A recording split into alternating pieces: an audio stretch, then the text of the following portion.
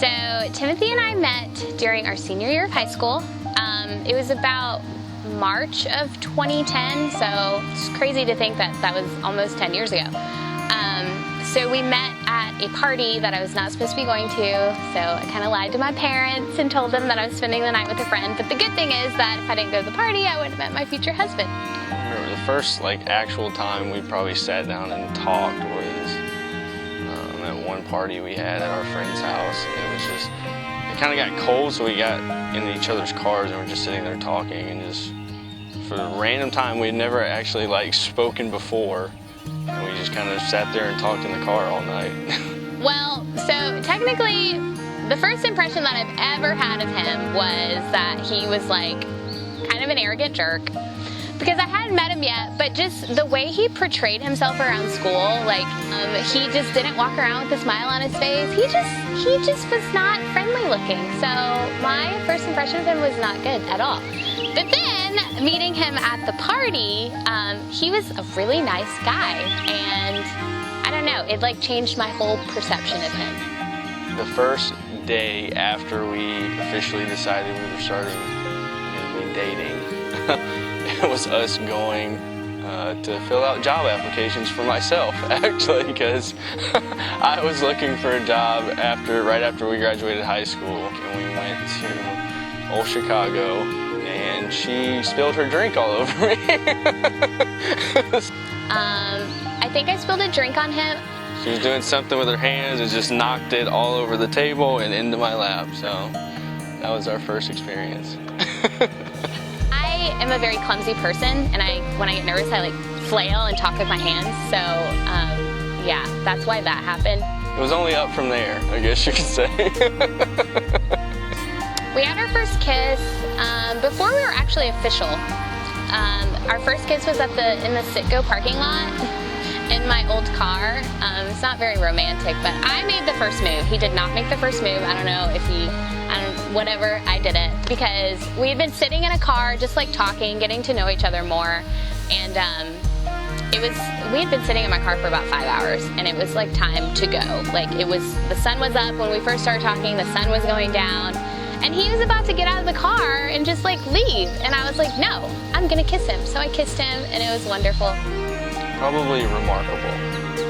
Is sacrificial a word? I feel that's in a non-satanic religious way. Even after almost 9 years together, she still kind of finds new ways to show me things about her that I never knew. He's just he just sacrifices so much of himself, not even just for me, but just in general as a person. And she really just, I don't know, it kind of gets better each and every day. I know it's been tough being apart for basically the past 2 years, but every time we're back together, it seems like we just grow closer and closer. With his job, with his family, but specifically with me, he just always is there for me. He has been working really hard ever since we went through college and grad school. He's always been working really hard to prepare for our future, and I just feel that speaks volumes about his ultimate love and testament of being my man.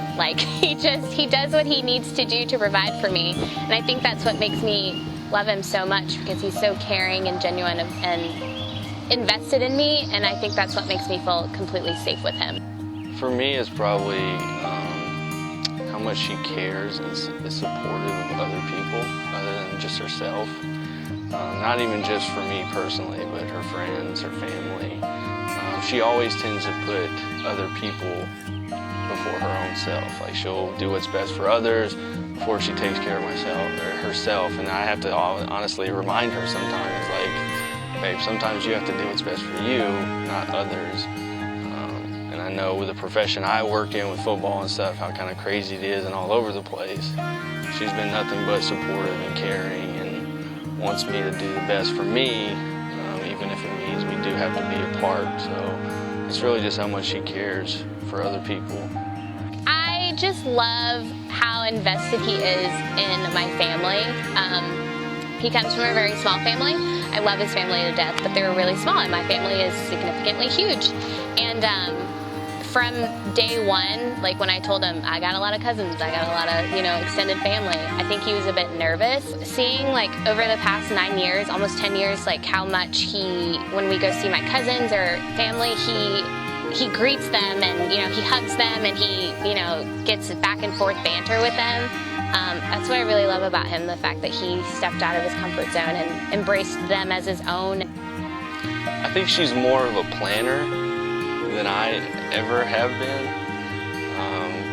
She definitely likes to plan things way far ahead in advance, and I'm very much like, let's just plan it the week of. And I'm like, I don't know what my schedule looks like 3 months from now, but she really likes to get a jump on things, and I'm very kind of last minute. In saying that I'm a planner and he's like go with the flow, if I inform him of plans, he has to know who's gonna be there, how long are we gonna be there, like what time. Like, I'm not that type of person. Like, we're gonna go to a party and that's it, that's all I need to know. But he needs to know all the details of it, and I'm like, dude, just like chill. So I think he probably gets annoyed with me on that. Her planner for work, she fills out every little date.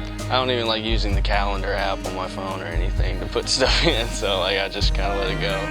So the day of the proposal, backstory, Ashley and I, my best friend, we had planned on having like a Christmas cookie decorating, like little get together with myself and her husband and Timothy, and we'd planned this for weeks.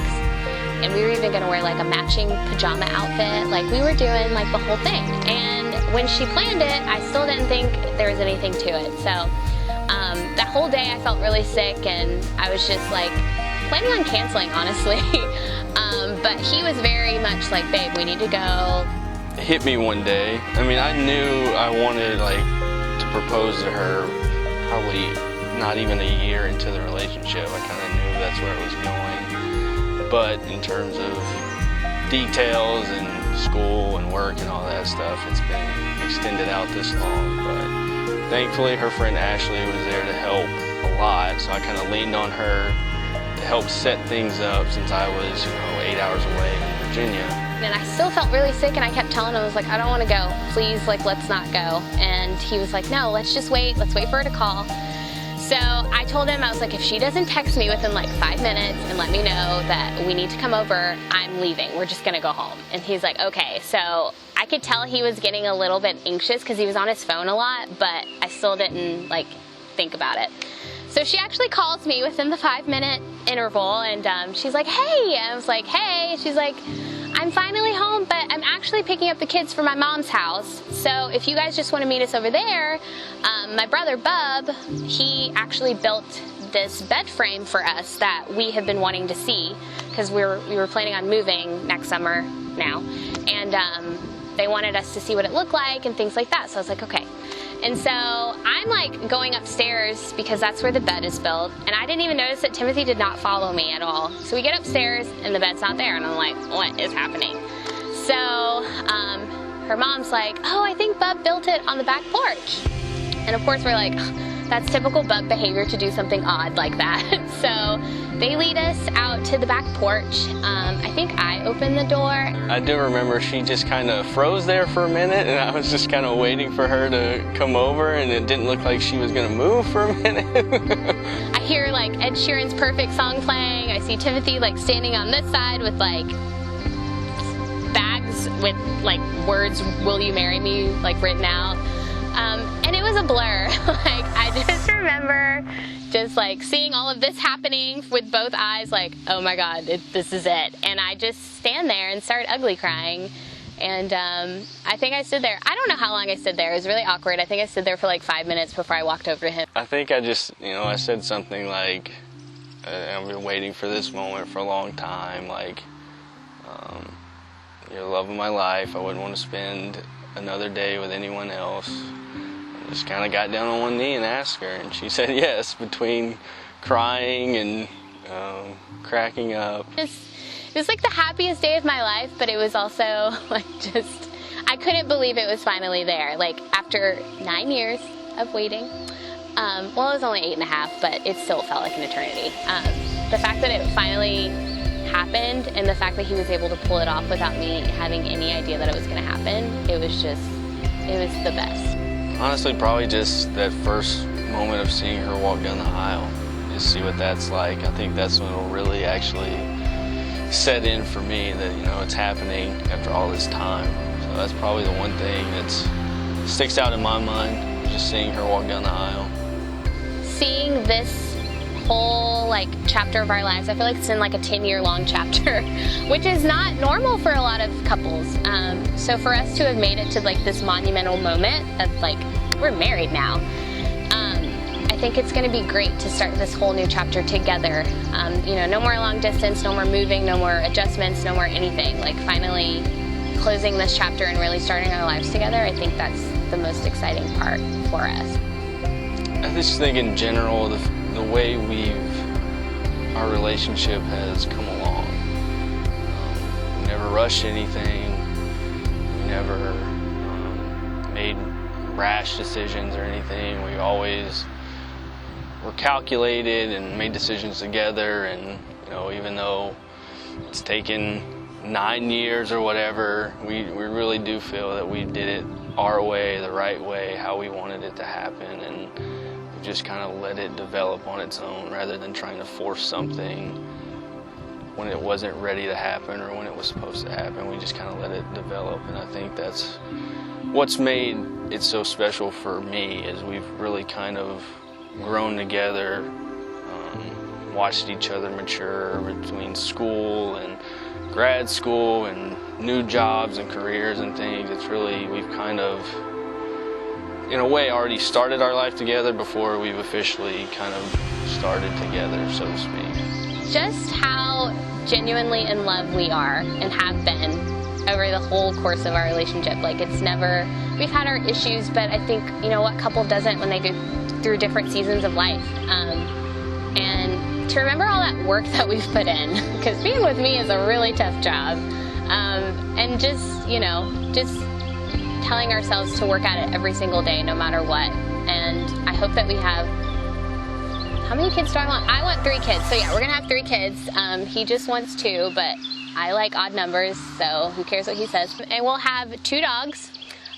Sophie will still be around, and we'll have a golden doodle, and he'll have to deal with that too, because what I say goes. And we'll be living in, I don't know where we'll be living, but we'll just be having a really wonderful life, and I can't wait to spend forever with him. She's always been the one. I've never had any doubts about that. We told each other we loved each other probably within 2 to 3 weeks of dating, even if neither one of us really knew what that meant at the time.